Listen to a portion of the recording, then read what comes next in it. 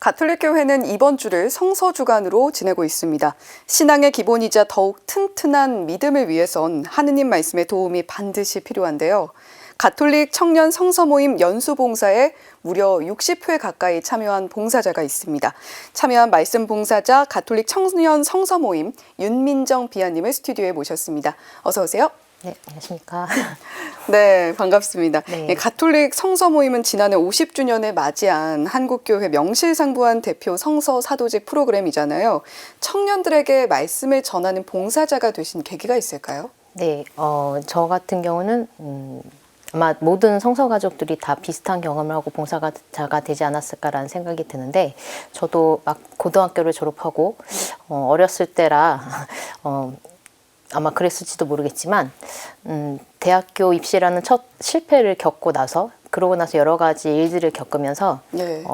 세상에 저 혼자라는 고립된 생각을 많이 하게 되었고 제 자신을 많이 원망하고 미워하면서 뭔가 마음이 지쳐가면서 그 원망이 하느님께로 많이 향했던 것 같아요. 그래서 하느님의 존재도 많이 부정했었던 것 같은데, 그때 우연히 성서 연수를 권유를 받고 하느님을 다시 한번 알고자 공부를 시작하였고, 연수 안에서 하느님께서 저를 따뜻하게 안아주셨고 앞으로도 너를 많이 사랑하고 함께 하실 거라는 그런 믿음을 주셨기 때문에 그 마음을 또 다른 사람에게도 전달하고 싶어서 봉사를 하고 시작하게 되었습니다.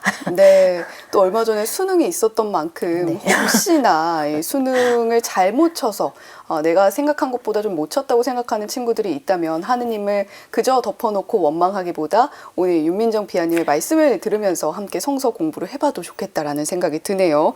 자, 가톨릭 청년 성서 모임에 참여해서 말씀을 깊이 묵상하시면서 체험도 하셨을 것 같습니다. 어떤 체험들이 있었을까요? 네, 이렇게 무슨 체험을 했느냐라고 딱 질문을 받으면 저렇게 딱히 많은 체험을 했는데 딱히 이거라고 이렇게 얘기할 수 없는 게, 예. 어느 순간부터 저한테 크고 작은 모든 체험들이 하느님의 소중한 선물이라는 생각을 하고 있습니다. 그래서 말씀의 봉사자로 살아가고 있지만 항상 행복하게 살고 있는 것도 아니고 힘들 때도 있고 넘어질 때도 있고 다시 일어날 때도 있는데, 그때마다 같이 아파해 주시고 넘어져 주시고 저를 일으켜 주시는 분이 하느님임을 다시 한번 말씀을 통해서 계속 느끼고 있고요. 그 말씀의 힘을 통해 하루를 살아가고 또 한 달을 살아가고, 남들이 봤을 때는 제가 변화가 없겠지만 저에게는 나무가 자들이 조금이라도 제가 성장할 수 있게 그렇게 큰 마음을 갖고 살아갈 수 있게 도와주시는 게 하느님 말씀 체험이지 않을까라는 생각이 들었습니다. 예. 살면서 사실 희로애락이 없을 수는 없겠죠. 하지만 그 모든 순간이 선물이라고 생각한다라고 말씀을 해주셨고, 조금씩이라도 내가 잘할 수 있게 양분을 제공하는 것이 바로 하느님 말씀이다라는 이야기도 해주셨습니다.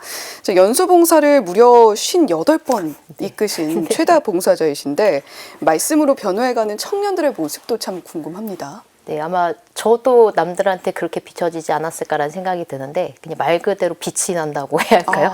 예, 약간 아무것도 안 했는데 후광이 비친 사람들이 있잖아요. 예. 그래서 그 같은 청년들을 보면 힘들어 죽을 것 같으면서도 그 눈빛에서는 다시 한번 이렇게 살아보고자 하는 그런 희망이 보이고 열정이 보이고, 그다음에 뜨거움이 보이고, 그다음에 어린아이 같은 그런 순수한 모습도 많이 보이는 것 같습니다. 그래서 특히 저 같은 경우는 이제 창세기 연수 봉사했을 때 그냥 이렇게 삶에서 살던 연수생들이 연수 안에서 같이 기도하고 묵상하고 함께 웃고 울고 떠든 그 시간 안에서 하늘을 체험하면서, 그들은 웃고 있지 않지만 그 눈빛에서 따스함을 느낄 수 있고 사랑을 느낄 수 있고, 그런 모습 자체가 다 그냥 빛이 난다고 할 수 있었던 것 같아요. 네. 예, 저도 지금 스튜디오에서 비아님의 눈을 보는데 네. 눈빛이 굉장히 반짝반짝하게 또 저를 향해서 빛나고 있습니다. 청년기의 말씀을 공부하고 또 받아들여서 실천하는 삶 상당히 중요할 것 같은데, 가톨릭 청년 성서 모임은 교회에서 청년들이 가장 많이 모이는 단체가 아닐까 싶습니다. 그만큼 좀 말씀에 대해서 청년들의 갈증이 있는 것이 아닌가라는 생각도 드는데 어떻게 보시나요? 저 같은 경우도 제가 어렸을 때 저도 성서 모임 말고도 청년 활동 참 많이 하고 열심히 했었는데, 그 하느님이랑 일을 한다는 것 자체만으로도 되게 기쁘고 행복했는데도 불구하고 마음속에 항상 그 뭔가 채워지지 않는 갈증이 있었었어요. 근데 그 갈증을 해소할 수 있었던 것도 그 지치지 않고 그분의 일을 이렇게 봉사를 열심히 할 수 있었던 것도 어떻게 보면 제가 말씀을 체험한 봉사자였기 때문에 가능했었던 것 같고, 말씀이 사람이 되시 우리 가운데 사셨다라는 그런 성서 구절이 있듯이 말씀으로 더 세상을 더 잘 살아갈 수 있는 힘이 나는 것 같고, 제가 겪는 그냥 삶에 있어서의 그냥 하나하나 작은 조그만 일이라도 아니면 제가 만나는 사람 하나하나에게 최선을 다할 수 있는 것도 말씀이 있기 때문에 가능한 일이라고 생각을 합니다. 그래서 어떻게 보면 또 하느님한테 잠시 멀어졌다가 다시 돌아올 수 있는 것도 말씀을 체험했기 때문에 가능한 일인 것 같고, 그 말씀의 맛을 알기 때문에 청년들이 모일 수 있는 게 아닐까라는 생각도 하게 돼요. 예, 말씀의 맛을 또 한 번 느끼게 되면 계속해서 찾을 수밖에 없다라는 말씀을 해주셨습니다. 또 새 영세자분들 또는 한 번도 말씀 공부를 해보지 않은 분들을 위해서 기초적인 질문을 좀 드려볼게요. 가톨릭 청년 성서 모임에 참여하기 위해서는 어떻게 해야 합니까?